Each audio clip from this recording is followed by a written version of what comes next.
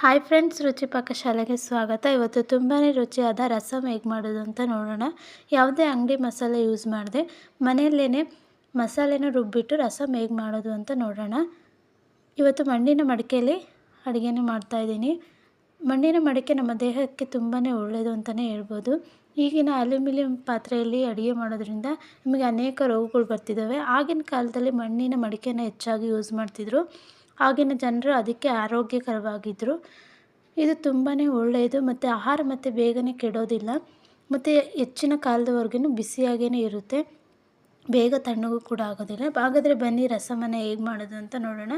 ಮೊದಲಿಗೆ ಒಂದು ಜಾರ್ಗೆ ಸ್ವಲ್ಪ ಜೀರಿಗೆ ಮತ್ತು ಟೊಮೊಟೊನ ಹಾಕ್ಕೊಂಬಿಟ್ಟು ಟೊಮೊಟೊನ ಎಲ್ಲನೂ ಕಟ್ ಮಾಡಿ ಹಾಕ್ಕೊಳ್ಳಿ. ನೆಕ್ಸ್ಟು ಕೊತ್ತಂಬರಿ ಸೊಪ್ಪು ಮತ್ತು ಒಂದೆರಡು ಈರುಳ್ಳಿನ ಸಣ್ಣದಾಗಿ ಕಟ್ ಮಾಡಿ ಹಾಕ್ಕೊಳ್ಳಿ. ಒಂದು ಬೆಳ್ಳುಳ್ಳಿನ ಸುಲಿದ್ಬಿಟ್ಟು ಹಾಕ್ಕೊಂಡಿದ್ದೀನಿ. ಹಸಿಮೆಣ್ಸಿನ್ಕಾಯಿನ ಹಾಕ್ಬಿಟ್ಟು ಚೆನ್ನಾಗಿ ರುಬ್ಕೊಳ್ಳಿ.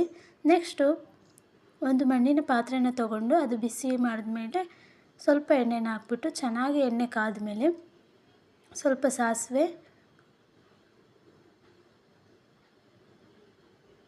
ಎಲ್ಲ ಚೆನ್ನಾಗಿ ಸಿಡಿದ್ಮೇಲೆ ನೆಕ್ಸ್ಟ್ ಅದಕ್ಕೆ ಕರಿಬೇವನ್ನ ಹಾಕ್ಬಿಟ್ಟು ಸಿಡಿಸ್ಕೊಳ್ತಿದ್ದೀನಿ.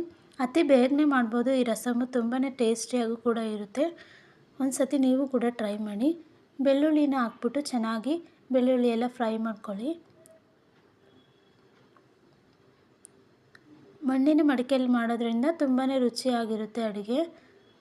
ನೋಡಿ, ಒಂದು ಈರುಳ್ಳಿನ ನಾನಿಲ್ಲಿ ಕಟ್ ಮಾಡಿ ಸಣ್ಣದಾಗಿ ಫ್ರೈ ಮಾಡ್ಕೊಳ್ಳೋಕೆ ಹಾಕ್ಕೊಂಡಿದ್ದೀನಿ. ನೀಟಾಗಿ ಫ್ರೈ ಮಾಡ್ಕೊಳ್ಳಿ. ನೋಡಿ, ರುಬ್ಬಿದಂಥ ಮಸಾಲೆನ ಈಗ ನಾನು ಈರುಳ್ಳಿ ಎಲ್ಲ ಚೆನ್ನಾಗಿ ಫ್ರೈ ಆಗಿದೆ, ಇದಕ್ಕೆ ರುಬ್ಬಿದಂಥ ಮಸಾಲೆನ ಹಾಕ್ಕೊಳ್ತಿದ್ದೀನಿ.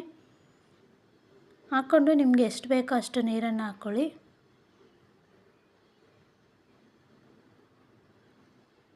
ನೋಡಿ, ಈಗ ಚೆನ್ನಾಗಿ ಕುದೀತಿದೆ. ಇದಕ್ಕೆ ಸ್ವಲ್ಪ ಹುಣಸೆಹಣ್ಣಿನ ರಸವನ್ನು ಹಾಕ್ಕೊಳ್ತಿದ್ದೀನಿ.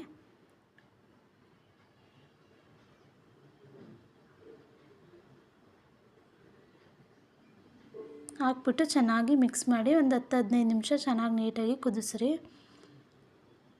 ನೀವು ನೀರು ಎಷ್ಟು ಬೇಕೋ ಅಷ್ಟನ್ನು ಅಳತೆ ಮಾಡಿಕೊಂಡು ಸ್ವಲ್ಪ ಹಾಕ್ಕೊಳ್ಳಿ. ರುಚಿಗೆ ತಕ್ಕಷ್ಟು ಉಪ್ಪನ್ನು ಹಾಕ್ಬಿಟ್ಟು ಒಂದು 10-15 ನಿಮಿಷ ನೀಟಾಗಿ ಕುದಿಸ್ರಿ. ಟೊಮೊಟೊ ಈರುಳ್ಳಿ ಎಲ್ಲ ರುಬ್ಬಿರ್ತೀವಲ್ಲ, ಅದು ಹಸಿ ವಾಸನೆ ಹೋಗೋವರೆಗೂ ಚೆನ್ನಾಗಿ ಬೇಯಿಸ್ಕೊಳ್ಳಿ. ನೋಡಿ, ಈಗ ಎಲ್ಲ ಚೆನ್ನಾಗಿ ರಸಮ್ ಬೆಂದಿದೆ. ಇದಕ್ಕೆ ಸ್ವಲ್ಪ ಕೊತ್ತಂಬರಿ ಸೊಪ್ಪನ್ನು ಕಟ್ ಮಾಡಿ ಹಾಕ್ಕೊಂಡಿದ್ದೀನಿ. ನೋಡಿ, ತುಂಬಾ ಚೆನ್ನಾಗಿದೆ ರಸಮು. ನೀವು ಕೂಡ ಒಂದು ಸತಿ ಟ್ರೈ ಮಾಡಿ.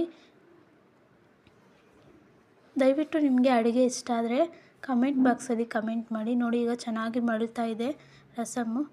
ಒಂದು 10 ನಿಮಿಷ ಬೇಯಿಸ್ಕೊಂಬಿಟ್ರೆ ನೋಡಿ, ಬಿಸಿ ಬಿಸಿ ಅನ್ನಕ್ಕೆ ರುಚಿಯಾದ ರಸಮ್ಮು ತುಂಬಾ ಚೆನ್ನಾಗಿರುತ್ತೆ. ಬೇಗನೆ ಮಾಡ್ಬೋದು.